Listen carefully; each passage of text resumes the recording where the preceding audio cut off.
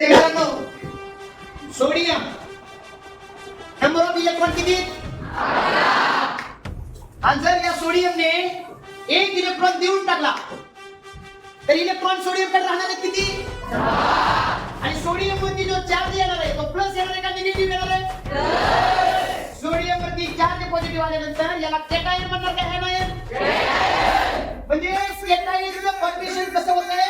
स्वतः जवळचा इलेक्ट्रॉन देऊन होतंय का इलेक्ट्रॉन घेऊन होतंय? इलेक्ट्रॉन दिला की कॅटायन फॉर्म झाला, इलेक्ट्रॉन घेतला की काय फॉर्म होणार आहे? उदाहरणार्थ बघा, हा क्लोरीन आहे. नंबर ऑफ इलेक्ट्रॉन किती क्लोरीन मध्ये?